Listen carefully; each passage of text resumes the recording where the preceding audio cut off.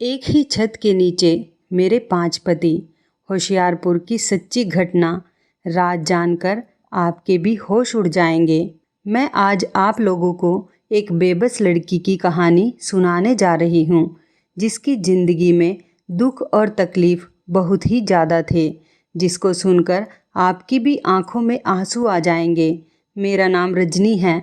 मेरे परिवार में मेरी माँ और मैं थी। मैं अपनी माँ की इकलौती बेटी थी। मेरे पिता कई सालों पहले ही गुजर चुके थे। मेरी माँ एक स्कूल टीचर थी जो काफ़ी अच्छा कमाती थी। उनकी सैलरी से हमारा घर खर्च चलता था, जबकि मेरी माँ घर में ट्यूशन भी देती थी। मैं उस समय पढ़ रही थी, इसलिए मेरी माँ ने घर में काम करने के लिए एक लड़की को रख लिया। वो लड़की बहुत खूबसूरत थी और घर के सारे काम किया करती थी। मेरी माँ को इतना समय नहीं था कि वह घर के काम करती, और मुझे मेरी माँ ने बहुत लाड से पाला था। मैं शादी से पहले अपने घर का कोई काम नहीं करती थी। मैं बहुत पढ़ी लिखी भी हूँ। अब मैं जवान हुई तो मेरी माँ ने अच्छा रिश्ता देखकर मेरी शादी कर दी थी। मेरी शादी के 6 महीने बाद ही मेरी माँ भी इस दुनिया को छोड़कर चली गई। मेरी शादी अच्छे परिवार में हुई थी। मेरे पति की अच्छी जॉब थी, लेकिन कुछ समय बाद घर में परेशानियां आती चली गई और मेरे घर के हालात बिगड़ते चले गए। हमारे घर के हालात बहुत बुरे थे। हम लोग एक छोटे से घर में रहते थे। आज मेरे पति काम से वापस आए तो वो मुझसे कहने लगे कि तुम्हें वो लड़की याद है जो तुम्हारी शादी में बहुत नाच रही थी, और बहुत प्यारी सी खूबसूरत लड़की थी जो तुम्हारे घर में काम किया करती थी और उसके लंबे लंबे बाल थे। मैंने कहा, अच्छा, आप निधि की बात कर रहे हो जो हमारे घर में काम किया करती थी। वो तो मेरी बहुत अच्छी दोस्त थी। मेरे पति ने कहा, हाँ वही। मैंने आज तुम्हारी दोस्त को बहुत बड़ी गाड़ी में बैठे हुए देखा है। ये सुनकर तो मैं हैरान रह गई थी, क्योंकि वो तो हमारे घर में भी नौकरानी का काम किया करती थी। मेरी मम्मी के घर के हालात तो मेरे अपने घर से भी ज़्यादा अच्छे थे। आखिर मेरी मम्मी जॉब किया करती थी और उनकी बहुत अच्छी सैलरी भी थी। वो वहाँ पर बर्तन धोने के लिए आती थी। निधि बहुत ज़्यादा खूबसूरत थी। मैंने अपने पति से कहा कि निधि का गाड़ी से क्या ताल्लुक़, वो हमारे घर में तो नौकरानी बनकर रहा करती थी। आजकल तो इतनी महंगाई है और आप कह रहे हैं कि वो बड़ी गाड़ी में बैठी हुई थी। मेरे पति ने कहा कि हाँ, मैं सच कह रहा हूँ। मैंने तो उसे बड़ी गाड़ी में बैठे हुए देखा है, इसलिए तो मैं तुम्हें बता रहा हूँ। मैं अपने पति की बात सुनकर हैरान हो गई। मेरे पति ने बताया कि शायद वो इसी मोहल्ले में रहती है। मैंने सोचा कि उसने अपना घर बदल लिया होगा। वो शादी से पहले मेरी बहुत अच्छी सहेली हुआ करती थी, क्योंकि वो बचपन से ही हमारे घर में साफ सफाई करने आती थी। धीरे धीरे जैसे वो बड़ी होती चली गई, उसे घर के सारे कामकाज अच्छे से करने आ गए और मैं उसके साथ बहुत खेलती थी। मुझे पता था कि वो हमारे घर में नौकरानी का काम करती है, इसलिए कभी कभी मैं उसे अपनी पुरानी चीज़ें भी दे दिया करती थी, और कभी कभी मुझे अपने ऊपर बहुत घमंड आता था। मैं उसको कभी कभी अपने घमंड में आकर ये भी कह दिया करती थी कि मैंने तुम्हें ये चीज़ दी है, वो चीज़ दी है। अपनी दी हुई चीज़ों को कभी भी मुंह पर नहीं लाना चाहिए।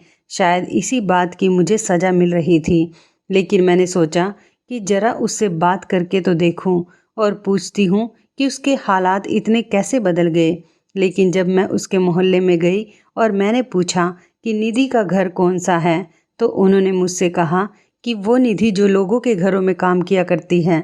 ये सुनकर तो मैं बहुत हैरान हो गई थी कि अगर वो बड़ी गाड़ी में फिरती है तो वो अभी भी लोगों के घरों में काम करने क्यों जाती हैं, या फिर शायद बहुत ज़्यादा अमीर लोगों के घरों में काम करती होगी।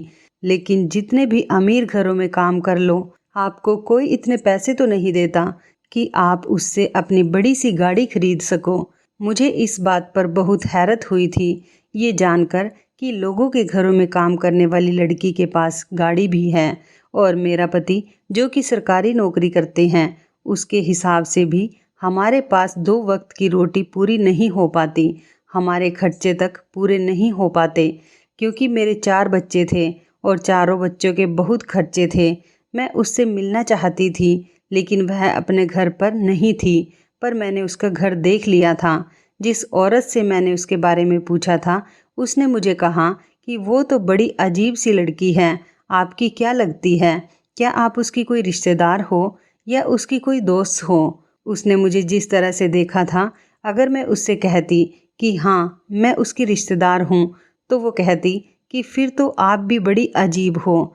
फ़िलहाल मैंने उससे कहा कि वो मेरी दोस्त हैं और बचपन से ही हमारे घर में काम किया करती थी। मैं उसको जानती हूँ। उसने कहा कि हाँ, वो काम तो करती है लोगों के घरों में, लेकिन उसकी हरकतें बहुत अजीब सी हैं। उसके पास बहुत पैसे आ गए हैं। न जाने वो कहाँ से इतने पैसे कमाती है। इतने पैसे होने के बावजूद भी वो लोगों के घरों में काम करती है। वो औरत कहने लगी, मुझे तो लगता है शायद तुम्हारी दोस्त लोगों के घरों से चोरियां करती होगी, तभी तो उसके पास इतने पैसे आ गए हैं। मैंने कहा कि आपको किसी के बारे में ऐसी बात नहीं करनी चाहिए। मुझे अभी पता नहीं था कि निधि आखिर क्या करती है और क्या नहीं करती।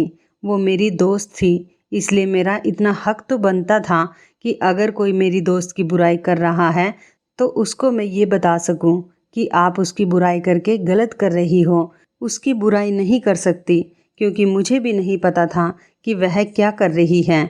मैं 2 दिन के बाद फिर से उसके घर गई। इस बार तो वो मुझे मिल ही गई थी। वो मुझे देखकर बहुत खुश हुई और मुझसे कहने लगी कि मैं तुम्हें बहुत याद करती हूँ, लेकिन तुम्हें मेरी याद कैसे आ गई?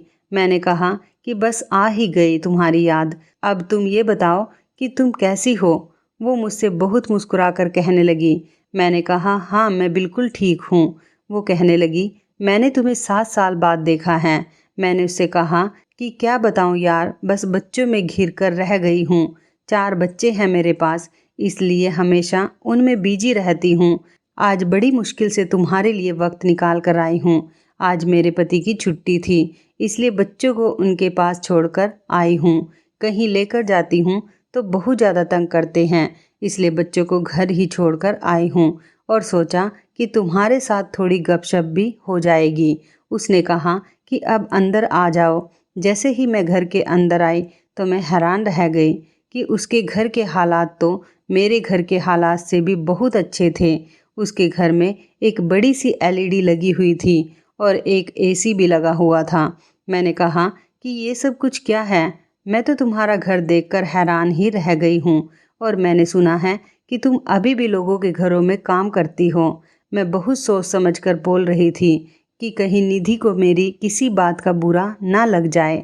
कभी वो ये सोचने लगे कि ये मेरी दोस्त होते हुए भी मेरे ऐशो आराम से जल रही है या फिर खुश नहीं है। कभी वो ये सोचने लगे कि तुम तो नौकरानी हो और तुम लोगों के घरों में काम करती हो, फिर भी तुम्हारे पास इतना पैसा कैसे आ गया कि तुम्हारे घर में हर चीज़ अवेलेबल है।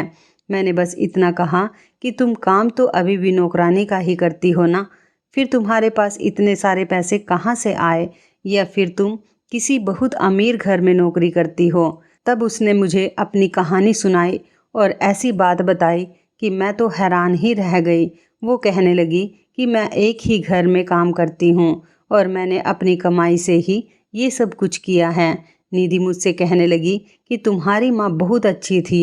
मैं उनको अपनी माँ की तरह ही समझती थी। उन्होंने भी मुझे हमेशा बेटी जितना ही प्यार दिया।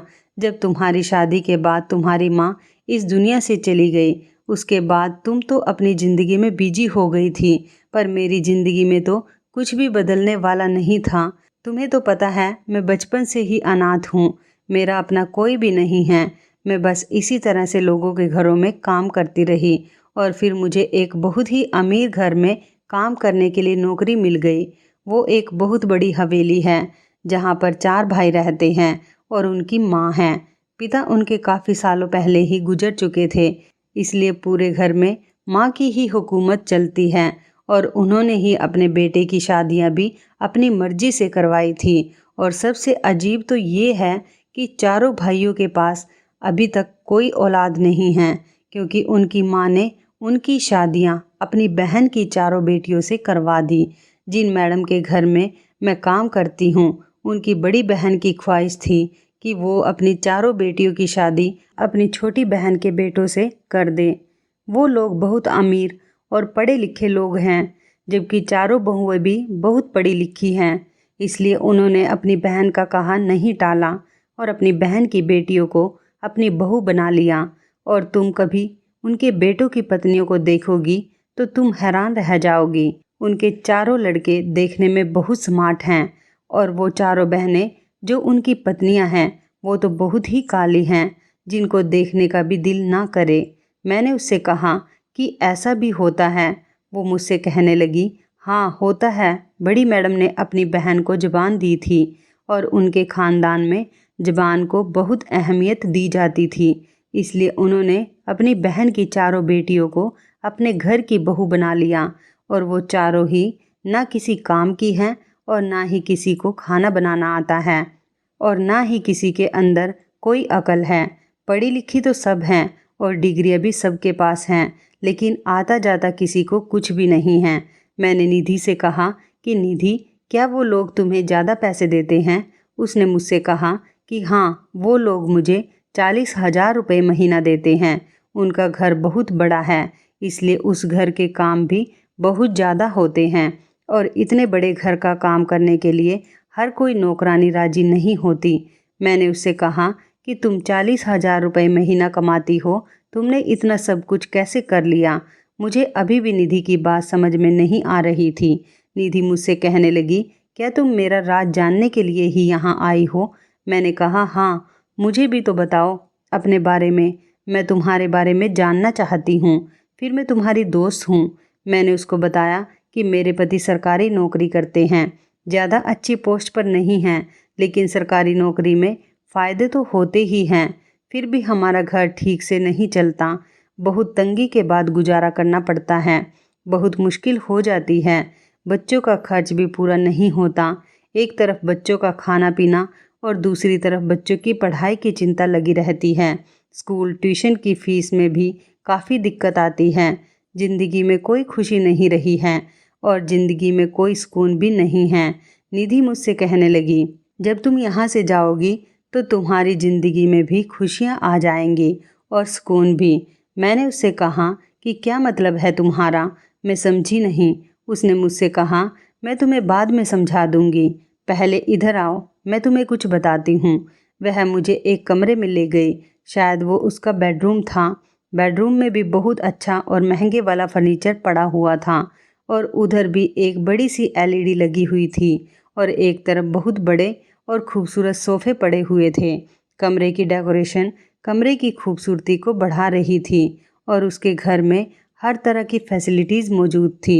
मैं उसके कमरे को और पूरे घर को देखकर काफ़ी खुश हुई। उसके कमरे में हर तरह की कीमती चीज़ें मौजूद थी। शायद उसको ऐसी चीज़ों का शौक़ था और उसके पास बहुत सारा मेकअप का सामान था, जिसको देखकर मैं हैरान रह गई थी। जो लड़की कभी मेरे पहने हुए कपड़ों को पहनती थी और जो मेरा इस्तेमाल किया हुआ मेकअप लगाती थी, आज उसके पास इतना बहुत सारा मेकअप देखकर मैं तो दंग ही रह गई थी। अभी भी उसने मेकअप किया हुआ था और वो बहुत ज़्यादा खूबसूरत भी लग रही थी। मेरी शादी को 7 साल हो गए और मेरे 4 बच्चे भी हो गए। उसको 7 साल बाद देखने के बाद भी ऐसा लग रहा था कि जैसे वो अभी पहले की जैसी हैं।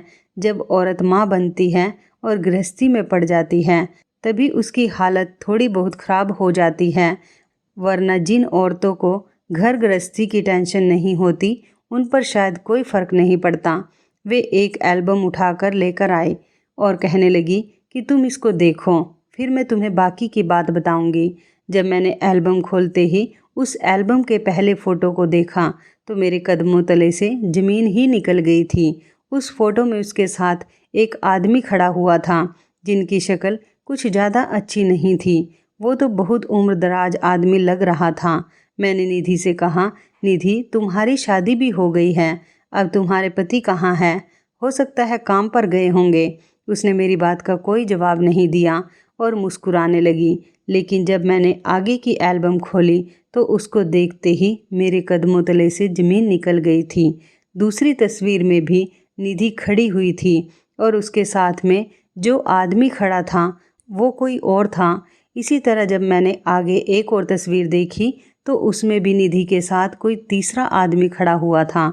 उसके बाद जब मैंने चौथी बार तस्वीर को देखा तो उसमें भी निधि के साथ कोई चौथा लड़का खड़ा था। वो बहुत कम उम्र का लड़का लग रहा था। उन चारों आदमियों के साथ एक ही लड़की खड़ी हुई थी, वो थी निधि। मैंने निधि से कहा, निधि ये सब कुछ क्या है? मैं बुरी तरह से हैरान हो गई थी क्योंकि निधि मेरी बात पर हंस रही थी। मैंने उससे कहा कि तुम हंस क्यों रही हो? मैंने उससे कहा कि मुझे तो ये समझ नहीं आ रही कि मैं तुम्हारी इस हरकत पर हंसूं या तुमसे कोई और सवाल करूं। बताओ मैं क्या करूं? ये कैसे हो सकता है? तुम एक साथ 4 लोगों से कैसे शादी कर सकती हो? उसने मुझसे कहा कि मैं ज़रूरत से ज़्यादा चालाक हूँ।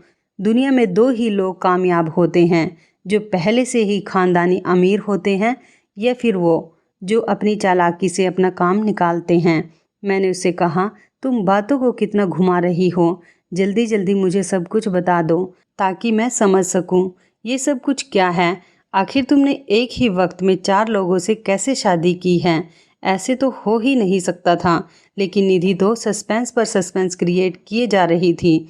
उसने मुझसे कहा कि तुम इतने दिनों बाद मेरे घर आई हो, तुम बैठो, मैं तुम्हारे लिए कुछ खाने पीने का लेकर आती हूँ और फिर मैं खाते खाते तुम्हें सब कुछ बताऊंगी। मैंने कहा, नहीं, मुझे सब कुछ बता दो जल्दी से, अब मुझसे और सब्र नहीं हो रहा। मेरी इस बात पर वो हंसने लगी और किचन में चली गई। थोड़ी देर के बाद जब वो वापस आई और खाने का सामान लेकर आए तो वो देखकर तो मेरे होश ही उड़ गए थे। वो चाय के साथ काफ़ी सारी वैरायटीज़ का नाश्ता भी लेकर आई थी। पिज़्ज़ा, नमकीन, बिस्किट, फ्रूट्स, ड्राई फ्रूट्स और ना जाने कितनी तरह के आइटम्स वो लेकर आई थी। मैंने उससे कहा, ये सब कुछ क्या है? मैं इतना सब कुछ तो नहीं खा सकती। तो वो कहने लगी कि जितना खाया जाए खा लो, बल्कि तुम जी भर के खा लो। आखिर तुम इतने दिनों के बाद मेरे घर पर आई हो। अब पता नहीं तुम दोबारा कभी मेरे घर आओगी भी या नहीं। और खाते खाते मैं तुम्हें अपनी कहानी बताती हूँ। मैंने कहा कि ठीक है, बताओ। मैंने खाना शुरू किया और उसकी तरफ देखने लगी। तब उसने मुझे बताया कि ये जो 4 आदमी तुम देख रही हो ना, मैंने इन चारों के साथ सच में शादी कर रखी है और इस बात को पूरे 5 महीने हो चुके हैं। इनकी पत्नियों को इस बारे में बिल्कुल भी पता नहीं है और इनको आपस में भी इस बात का नहीं पता कि मैंने इन सब के साथ शादी की हुई है। ये सब समझते हैं कि मैं ही इनकी पत्नी हूँ। इनको इनकी पत्नी से बच्चे नहीं हो रहे और इन्होंने मेरे साथ शादी बच्चे पैदा करने के लिए की है। मैंने इन चारों को बड़ी मुश्किल से पटाया है। तुम्हें तो पता है मैं कितनी खूबसूरत हूँ। आसानी से ही मेरे ऊपर कोई भी फिदा हो जाता है। लेकिन ये लोग अपनी पत्नियों से बहुत ज़्यादा डरते हैं और मुझे इन सब को अपने जाल में फंसाने के लिए बहुत ज़्यादा मेहनत करनी पड़ी। इतनी मेहनत की है कि तुम तो सोच भी नहीं सकती हो।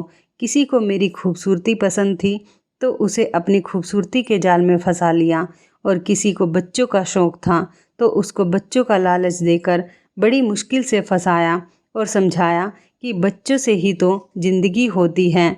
बच्चों के बगैर तो अपने ख़ानदान का नाम ही आगे नहीं बढ़ पाएगा। और जो मेरी खूबसूरती पर फिदा होता था उसके आगे तैयार होकर घूमती फिरती थी। और इनमें से ही तीसरे नंबर वाला तो बहुत ज़्यादा समझदार था। उसने मुझसे कहा कि शादी हो जाएगी तो फिर बच्चा भी हो जाएगा और मैं बच्चा लेकर तुम्हें तलाक दे दूँगा, क्योंकि उसको सिर्फ़ और सिर्फ बच्चा चाहिए था। और उसने कहा कि उस बच्चे को मेरी पत्नी अपना लेगी। मैंने उससे कहा कि ठीक है, मुझे मंजूर है। और चौथे नंबर वाला जिसकी जवानी की शुरुआत हुई थी वो तो मुझ पर पहले से ही फिदा था। और मज़े की बात तो ये है कि ये चारों एक ही घर में रहते हैं और चारों सगे भाई हैं और मैंने इन चारों से ही शादी कर ली। और ये शादियां सिर्फ कॉन्ट्रैक्ट पर हुई थी। जिसको बच्चा चाहिए था उसको बच्चा दे दिया जाता और जिसको मैं खूबसूरत लगती थी वो अपनी हवस पूरी करना चाहता था। और वह चौथे नंबर वाला भाई, वो मेरा पीछा नहीं छोड़ना चाहता। वो तो अपना दिल हार बैठा है मुझ पर। कहता है कि मैं तुम्हें नहीं छोड़ सकता, मैं हमेशा तुम्हारे साथ रहना चाहता हूँ। यह कहकर निधि हंसने लगी। मैंने निधि से कहा, निधि तुम ऐसा कैसे कर सकती हो? तुम लोगों को बेवकूफ़ बना रही हो। ये तो गलत बात है ना? या फिर तुम मुझसे झूठ बोल रही हो? क्योंकि ऐसा नहीं हो सकता। एक औरत एक ही समय में 4-4 मर्दों को कैसे फंसा सकती है। वो मुझसे कहने लगी कि मुझे पता है तुम्हें मेरी बात पर इतनी आसानी से यकीन नहीं होगा। मैंने उससे कहा कि क्या इन चारों भाइयों को आपस में नहीं पता कि तुम एक लड़की हो। उसने मुझसे कहा कि अभी तक तो इन चारों में से एक को भी इस बारे में नहीं पता है। मैंने उससे कहा तुम ये सब कुछ करके क्या करोगी। वो मुझसे कहने लगी मैं किसी को बेवकूफ़ नहीं बना रही हूँ, तुम मेरी पूरी बात सुनोगी तो तुम्हें सब कुछ पता चल जाएगा। मैं सोचने लगी कि आखिर पूरी बात क्या हो सकती है, आखिर ये सब का क्या मतलब हो सकता है। ये औरत जो कुछ भी कर रही है वो पूरी तरीके से गलत था और किसी भी तरह से ठीक नहीं हो सकता था। आखिर ये मुझे आगे क्या बताने वाली है। इससे पहले कि वह मुझे पूरी बात बताती, उसको किसी की कॉल आ गई और वो उससे बातें करने में बिजी हो गई। उसको बातें करते हुए 1 घंटा हो गया था। मैं बोर बैठी हुई इधर उधर देख रही थी। मुझे अब घर वापस भी जाना था क्योंकि मैं काफ़ी लेट हो चुकी थी। जब उसने फ़ोन रख दिया तो मैंने उससे कहा कि अब मुझे जाना होगा। उसने मुझसे कहा कि तुम मेरी पूरी बात तो सुन कर जाओ। मैंने निधि से कहा कि फिर कभी सुन लूँगी, मेरे पति बहुत गुस्सा करेंगे। मुझे पहले ही बहुत देर हो चुकी है और वैसे भी मैं उनके पास बच्चों को छोड़कर आई हूँ। बच्चे उनको बहुत ज़्यादा तंग कर रहे होंगे। मैं दोबारा आऊँगी। निधि मुझसे कहने लगी चलो जब तुम दोबारा आओगी तो तुम्हारी सारी प्रॉब्लम सॉल्व हो जाएगी। मैंने उससे कहा क्या मतलब है, अगर तुम मुझे दुआ दे रही हो तो सच्चे दिल से मुझे दुआ देना और मुझे माफ़ कर देना। मैंने तुम्हारे साथ बहुत बुरा किया था। निधि कहने लगी नहीं, मुझे तुमसे कोई भी परेशानी नहीं है। मैंने तुम्हें माफ़ कर दिया और अब तुम्हारी ज़िंदगी बिल्कुल भी बुरी नहीं होगी, सब कुछ ठीक हो जाएगा। मैंने उसकी ये बात सुनकर उसको गले से लगा लिया और बाय बोलकर अपने घर आ गई। घर आई तो मैंने अपने पति को सब कुछ बता दिया और यही मेरी सबसे बड़ी गलती साबित हुई। मुझे अपने पति को नहीं बताना चाहिए था। उन्होंने ये सुनते ही मेरे ऊपर खूब डांट लगाई और कहने लगे कि तुम्हारी दोस्त ऐसी है तो तुम उसके घर अब दोबारा कभी नहीं जाओगी। पता नहीं कल को कुछ उल्टा सीधा हो जाएगा तो उसके साथ साथ तुम्हें भी पकड़ लेंगे। दुनिया में ऐसी भी औरतें होती हैं। और कहने लगे कि मैं तो कहता हूँ कि तुम उन चारों भाइयों की माँ को जाकर बता दो कि वो एक लड़की तुम्हारे चारों बेटों को अपने जाल में फंसा रही है।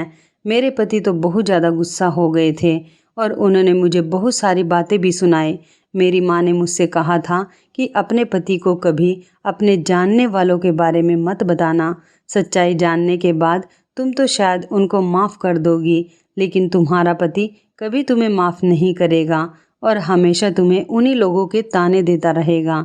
आज मुझे अपनी माँ की ये कही हुई बात याद आ रही थी। मुझे अपने पति को इस बारे में नहीं बताना चाहिए था।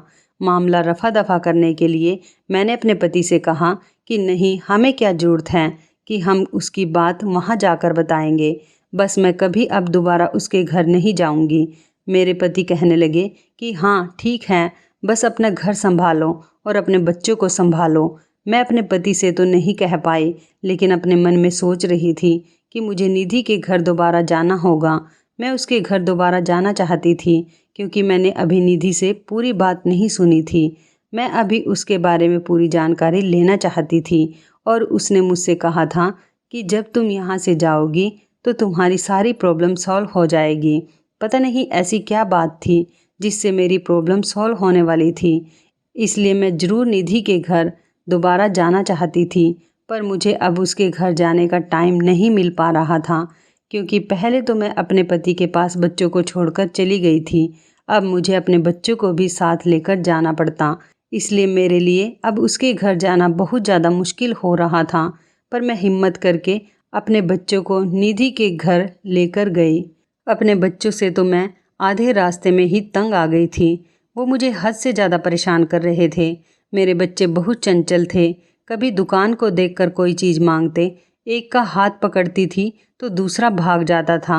वो बेचारे भी क्या करते, उनको भूख लगी हुई थी। घर में खाने के अलावा उनके लिए और कोई चीज़ ही नहीं होती थी, इसलिए वो बाहर की चीज़ों को देखकर मुझसे उनको लेने की जिद किया करते थे और मैं चीज़ें खरीद ही नहीं पाती थी। बच्चे कभी जूस, बिस्किट इन सब चीज़ों की जिद लगा लिया करते थे, लेकिन हमारा गुजारा तो सिर्फ 2 वक्त की रोटी से भी मुश्किल से हो पाता था। जैसे तैसे करके मैं उसके घर तक पहुंच गई थी।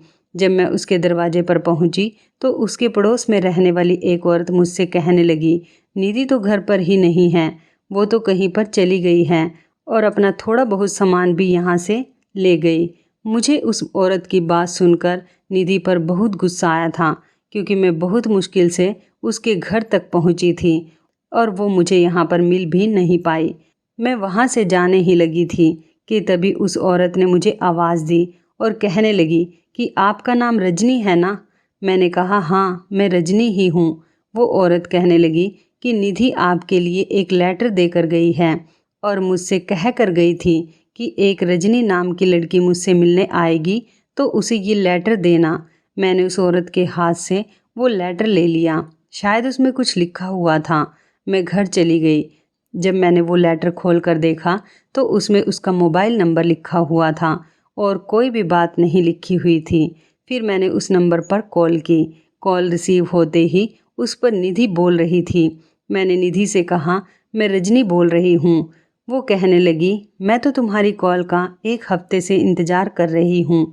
ये लेटर मैं तुम्हारे लिए 1 हफ्ते पहले छोड़ कर गई थी, क्योंकि मुझे पता था कि तुम मुझसे मिलने के लिए ज़रूर आओगी, लेकिन तुमने मुझे बहुत दिनों में कॉल की। मैंने कहा, यार मुझे आने का टाइम ही नहीं मिला। तुम्हें तो पता है ना मेरे बच्चे कितना परेशान करते हैं, और ये बताओ कि तुम कहाँ पर चली गई हो? निधि मुझसे कहने लगी कि मैं वहीं चली गई हूँ जहाँ पर मैं जाना चाहती थी। मैं अब कभी वहाँ पर वापस नहीं आऊँगी। उसने मुझसे कहा, लेकिन तुम मेरे घर जाओ और वहाँ पर मेन गेट पर ही एक छोटी सी विंडो है। उस विंडो को खोलना, उसमें मेरे घर की चाबी रखी हुई है। वो पूरा घर भी और उस घर पर रखी हुई हर चीज़, वो सब कुछ अब तुम्हारा हो गया है। मैं ये सुनकर हैरान रह गई थी। मैंने उससे कहा, तुम ये क्या कह रही हो? कैसी पागलपन वाली बातें कर रही हो? निधि मुझसे कहने लगी, तुम मेरी इकलौती दोस्त हो। तुम जानती हो तुम्हारे अलावा मैंने कभी किसी से दोस्ती नहीं की, जबकि हम दोनों का बचपन भी साथ ही गुजरा है। हम दोनों साथ साथ ही जवान हुए। मेरा बचपन से ही कोई नहीं है। मैं तो सिर्फ तुम्हें अपनी बहन और तुम्हारी माँ को अपनी माँ मानती हूँ। तुम ही मेरा परिवार हो, इसलिए मैं तुम्हारे लिए ये सब कुछ कर रही हूँ। अब मैं वहाँ पर नहीं रह सकती।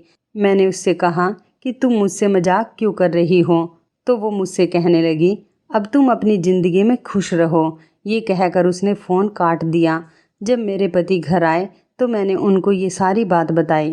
पहले तो उन्होंने मुझे खूब सारी डांट लगाई, क्योंकि मैं उनके मना करने के बावजूद भी उसके घर दोबारा से चली गई थी। और वो कहने लगे कि तुम्हारी दोस्त तुम्हें पागल बना रही है और तुम्हें फंसाना चाहती है ताकि तुम उसके घर में जाओ और जिन लोगों को धोखा दे रही थी वो लोग तुम्हें पकड़ लें और तुम्हारे बच्चों को भी पकड़ लें और साथ ही मुझे भी जेल भिजवा दें। उसकी बकवास सुनने के लिए भी बिल्कुल तैयार मत होना। ऐसे लोगों पर भरोसा नहीं करना चाहिए। कोई किसी के लिए इतना नहीं करता कि अपना इतना बड़ा और आलीशान घर किसी के नाम कर दे, वो भी फ्री में। और अब तुम कान खोलकर सुन लो, अब तो तुम अपने दोस्त के घर चली गई हो, लेकिन अब दोबारा से अपने दोस्त के घर मत जाना। मैं तुम्हें अब उसके घर नहीं जाने दूंगा। मेरे पति ने अब मुझे सख्ती से मना कर दिया था, लेकिन मैं अब की बार फिर से उसके घर जाना चाहती थी, क्योंकि मेरा दिल कह रहा था कि मेरे साथ कुछ अच्छा होने वाला है। इस बार मुझे अपने पति से और भी ज़्यादा सतर्क होकर वहाँ जाना था, क्योंकि वो मुझे बहुत सख्ती से मना कर चुके थे। लेकिन फिर भी मैं अपने पति के घर से बाहर निकलते ही बच्चों को लेकर निधि के घर जाने के लिए निकल गई। जब मैं उसके घर गई तो उसके गेट की विंडो खोली, जिसके बारे में उसने मुझे फ़ोन पर बताया था। तो खोलते ही उसमें तो सच में ही चाबी रखी हुई थी। उस चाबी से मैंने घर का दरवाज़ा खोला। घर का सामान वैसे ही मौजूद था, सिर्फ निधि का अपना सामान नहीं था, जैसे कपड़े, जूते वगैरह। बाकी टीवी, बेड, एसी सब कुछ वहीं का वहीं लगा हुआ था। थोड़ी देर के बाद जब मैं बेडरूम में गई तो वहाँ भी सारा का सारा सामान मौजूद था। निधि ने मुझे फ़ोन पर बताया था कि अब ये घर तुम्हारा है और जबकि घर की चाबी भी मेरे पास थी, जबकि आज पड़ोस के लोगों के लिए तो वो वहाँ से जा चुकी थी। तभी मुझे आइडिया आया कि मुझे इस वक्त अपने पति को यहाँ पर बुला लेना चाहिए। मैंने अपने पति को फ़ोन करके बुला लिया और दोबारा से उसी नंबर पर निधि को फ़ोन मिलाया। अब मैंने निधि से कहा कि तुमने ये सब कुछ मेरे लिए क्यों किया है। जो बात उसने मुझे बताई तो उसको सुनकर तो मेरे होश ही उड़ गए थे। मैं हैरान रह गई थी। उसने मुझसे कहा कि ये घर अब तुम्हारा हो चुका है, और ये बात सच थी। मेरी आंखों में खुशी के आंसू आ गए थे। न जाने ये सब कुछ मेरे साथ कैसे हो गया था। मेरे पति ने पूछताछ की तो पता चला कि जो लोग यहाँ इस घर में रहते थे वो अपना मकान बेचकर यहाँ से चले गए, और ये घर भी उनका अपना ही था, और ये घर अब मेरा हो चुका था। जब मैं निधि के बेडरूम में दाखिल हुई थी तो मैंने देखा कि वहाँ पर सिर्फ सामान ही नहीं बल्कि बेड पर घर के कागजात भी रखे हुए थे, और ये घर मेरे नाम हो चुका था। मेरे पति इस कदर हैरान रह गए थे कि उनकी तो जुबान आनी बंद हो गई थी। उन्होंने निधि को बहुत बुरा भला कहा था और उसके खिलाफ बहुत बातें भी की थी। उन्होंने कहा था कि ये तुम्हारी दोस्त किसी दिन तुम्हें फंसवा देगी, वो बहुत बहुत ख़राब लड़की है। लेकिन अब मेरे पति का सर शर्मिंदगी से झुका हुआ था और मेरी आंखों में खुशियों के आंसू थे, जबकि मेरे अपने घर में तो सिवाय बेड के कुछ भी नहीं था। लेकिन यहाँ पर तो मुझे सब कुछ मिल गया था। निधि ने मुझे फ़ोन पर बताया कि मैं अब तुमसे दोबारा फ़ोन पर बात नहीं कर पाऊँगी, क्योंकि मैं अपना नंबर बंद करने वाली हूँ और आखिरी बार तुमसे फ़ोन पर बात कर रही हूँ। उसने अब मुझे सारी सच्चाई बताई। शुरू से वो कहने लगी कि मैंने उन चारों भाइयों से शादी नहीं की थी, बल्कि उन चारों को बेवकूफ़ बनाकर वो तस्वीर खिंचवाई थी। उसने बताया कि मैंने उन फ़ोटोज़ के लिए बहुत मेहनत की थी और वो सब कुछ झूठ था। तुम्हारी माँ के मरने के बाद मैं बहुत ज़्यादा अकेली हो गई थी। मैं अपनी ज़िंदगी कैसे गुजारती। अब मेरे पास कोई सहारा भी नहीं था। तुम तो अपने घर की हो चुकी थी। मैं कहीं नौकरी करने जाती थी तो लोग मुझे तरह तरह की नज़रों से देखा करते थे। तुम्हें तो पता है मैंने अपनी जवानी में कभी कोई गलत काम नहीं किया था। मुझे अपनी इज्जत बहुत प्यारी थी, लेकिन मैं जहाँ भी काम करने के लिए जाती थी वहाँ के मर्द मुझे दरिंदों की तरह घूरा करते थे, जिनसे मुझे बहुत डर लगता था।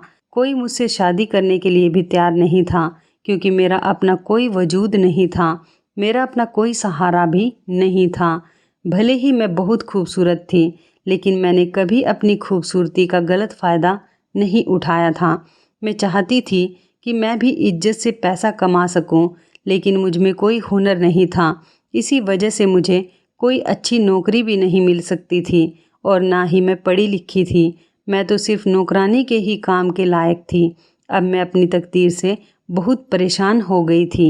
लोगों की गंदी नज़रों से बच बच कर अब मैं थक चुकी थी। जब लोग मुझ पर और मेरी खूबसूरती पर गंदी नज़र डालना ही चाहते थे तो मैंने भी फैसला कर लिया था, मैं भी अब अपनी खूबसूरती से ही अपना भविष्य बनाऊंगी। तुम्हें नहीं पता है रजनी, मैंने अपनी ज़िंदगी कितनी कांटों से होकर गुजारी है। एक दिन मैं एक परिवार में काम करने के लिए चली गई, जिसके बारे में मैंने तुम्हें बताया था। ये उन्हीं के चारों बेटे थे। ये लोग बहुत ज़्यादा दौलतमंद थे। तरह तरह से मैंने इन चारों भाइयों को फंसा लिया और इन चारों को ही मोहब्बत के झूठे वादे किए। किसी ने मुझे खूबसूरती से अपनाया तो किसी ने मुझे औलाद के लालच में अपनाया, तो किसी ने मेरे साथ टाइम पास करने के लिए मुझे अपनाया, लेकिन कोई भी मुझे दिल से नहीं अपनाना चाहता था। मैंने इन लोगों को अपनी झूठी झूठी बातों में ले लिया और इनको अपनी मोहब्बत के जाल में फंसाकर उनके साथ वो झूठी तस्वीरें भी खिंचवा ली। इसके बाद मैंने इन लोगों को वो तस्वीरें दिखाकर ब्लैकमेल करना शुरू कर दिया। बल्कि मेरे पास वो वॉइस रिकॉर्डिंग भी थी जिसमें वो मुझे जाने मन जान और ना जाने क्या क्या कह रहे थे, और इन लोगों से खूब सारे पैसे ऐंठना शुरू कर दिया। मैंने इन चारों भाइयों से 1 करोड़ की डिमांड की थी, जबकि चारों भाई अपनी पत्नियों से बहुत डरते थे। वो नहीं चाहते थे कि मैं उनकी सच्चाई उनकी पत्नियों के सामने लेकर आऊं, इसलिए डर की वजह से उन्होंने मेरी डिमांड को पूरा करना शुरू कर दिया और अपनी चालाकी से मैंने अपनी सुकून की ज़िंदगी गुजारना शुरू कर दिया। वो चारों भाई मेरे आगे हाथ जोड़ते थे और कहते थे कि तुम हमसे कितनी भी कीमत ले लो, लेकिन हमारा पीछा छोड़ दो। मैं कौन सा उन लोगों के साथ ज़िंदगी भर रहना चाहती थी। मैं भी तो अपना मतलब निकाल कर उन लोगों को छोड़ देना चाहती थी और मैंने वैसा ही किया। मेरा मकसद अब पूरा हो गया है। मेरे पास इतना पैसा है कि अब मेरी ज़रूरतें आराम से पूरी हो जाएंगी। अब मैं दूसरे मुल्क जा चुकी हूँ और मैं कभी अब हिंदुस्तान वापस नहीं आऊँगी। इसलिए ये सब कुछ मैंने तुम्हारे नाम कर दिया है, क्योंकि मुझे तुम्हारी परेशानी के बारे में पता था। तुम ही मेरी इकलौती दोस्त हो जिसको मैं अपना ये सब कुछ दे सकती थी। मैं चाहती तो यह सब कुछ बेचकर इसके बदले में पैसे लेकर भी यहाँ से जा सकती थी, लेकिन मुझे तुम्हारी परेशानी का एहसास हुआ था। मैं नहीं चाहती थी जैसे मैंने अपनी ज़िंदगी गुजारी है ऐसे ही तुम भी अपनी ज़िंदगी गुजारो। तुम्हारे पास तो तुम्हारे अपने बच्चे हैं और तुम्हारा पति भी है जो कि तुम्हारा सहारा बन सकते हैं, लेकिन मेरे पास तो ऐसा कुछ भी नहीं है। इसलिए मैं तुम्हारे दुख को समझ सकती थी। अब यह सब कुछ तुम्हारा हो गया है। मैंने सोचा कि मैं यहाँ पर किसी शरीफ लड़के से शादी कर लूँगी और अपनी आने वाली ज़िंदगी को अंजाम दूँगी। मुझे माफ़ कर देना रजनी, अब मैं तुम्हें अपने बारे में नहीं बता सकती। मैं अपना गुजरा हुआ कल भूल जाना चाहती हूँ। अब मेरे पास इतना पैसा है कि अच्छे रिश्ते खुद चलकर मेरे पास आएंगे और शायद इसी पैसे की वजह से मेरी ज़िंदगी भी आसान हो जाएगी और अब तुम अपनी ज़िंदगी में खुश रहो। वो सब कुछ तुम्हारा है और तुम्हारे बच्चों का। मैं निधि की ये पूरी कहानी सुनकर हैरान रह गई थी।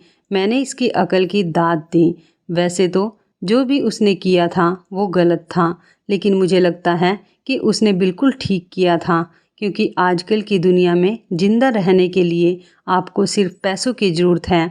जबकि निधि तो अकेली जवान लड़की थी। वो अपनी ज़िंदगी किसके सहारे गुजारती? अगर वो सब कुछ ना भी करती तो फिर क्या करती? या फिर वो कोई और गलत काम करती, या फिर वो अपने जिस्म को बेचती। लेकिन इस तरह से भी वह पैसे कमा सकती थी। लेकिन उसने अपनी अकल इस्तेमाल किया और जिन लोगों के साथ यह हुआ उनके साथ ये होना ही चाहिए था। वो भी तो उसकी खूबसूरती में पागल हो गए थे, क्योंकि वो अपनी पत्नी को धोखा दे रहे थे और अपनी पत्नियों की पीठ पीछे चक्कर चला रहे थे। मैं तो वैसे भी ऐसे मर्दों के खिलाफ हूँ जो अपनी पत्नी होते हुए भी दूसरी लड़कियों पर नज़र रखते हैं। इसलिए निधि ने उनके साथ जो भी किया बिल्कुल ठीक किया था और अपनी ज़िंदगी संवार ली थी। अब वो बहुत दूर चली गई। उसने मुझसे कहा कि अब वो कभी मुझसे बात नहीं करेगी। मुझे डर है कहीं किसी को निधि के बारे में पता चल गया तो वो लोग तो ऐसा नहीं करेंगे, क्योंकि वो भी निधि से जान छुड़ाना चाहते थे। और वैसे भी वो लोग अगर निधि के बारे में बताएंगे तो उनकी ही बदनामी होगी। इसलिए वो लोग होशियारी से काम लेंगे। मैं हमेशा ही निधि की अच्छी ज़िंदगी के लिए विनती करती हूँ। आखिरकार वो बहुत अच्छी दोस्त साबित हुई और उसने अपनी खुशियाँ मेरी झोली में डाल दी। एक पल में ही मेरी ज़िंदगी पलट गई। मैं सोच भी नहीं सकती थी कि मेरी ज़िंदगी ऐसे पलटेगी। एक ऐसी इंसान मेरी मदद करेगी जिसके बारे में मैंने कभी सोचा भी नहीं था कि आखिर वो भी किसी की मदद कर सकती हैं। मैंने उसके साथ बचपन में अच्छा नहीं किया था, ये सोचकर मैं बहुत शर्मिंदा थी। मुझे उससे माफ़ी भी मांगनी थी, क्योंकि अब वो अपनी ज़िंदगी को अच्छे से जी रही होगी। अब मेरी ज़िंदगी में सब कुछ ठीक हो गया और मैं बिल्कुल ठीक हूँ। हमारे पास अपना घर है, घर का सामान है। मेरे पति की सैलरी में घर का खर्च अच्छे से चल जाता है और मेरी ज़िंदगी में अब सब कुछ बिल्कुल ठीक हो चुका है। तो इस कहानी के बारे में आपकी क्या राय है? कमेंट करके ज़रूर बताइएगा। दोस्तों, आपको हमारी ये मज़ेदार कहानी कैसी लगी? आप हमें कमेंट बॉक्स में ज़रूर बताएं। यदि आपके पास भी ऐसी कोई प्यारी सी कहानी है या फिर ऐसी कोई कहानी जिससे कुछ शिक्षा मिले, तो आप हमारे साथ उसको ज़रूर शेयर करें। दोस्तों, यदि आपको हमारी ये वीडियो अच्छी लगे तो आप हमारी इस वीडियो को लाइक शेयर ज़रूर करें और ऐसी ही दिल को छू लेने वाली प्रेरणादायक कहानियाँ सुनने के लिए हमारे चैनल को भी सब्सक्राइब करें। यदि आप हमें फेसबुक पर देख रहे हैं तो आप हमारे फेसबुक पेज को लाइक और फॉलो ज़रूर करें। तो दोस्तों, फिर मिलते हैं ऐसी ही ज़बरदस्त कहानी या टिप्स के साथ नई वीडियो में। तब तक के लिए धन्यवाद। आप सभी अपना ख्याल रखना। आपका दिन शुभ व मंगलमय हो।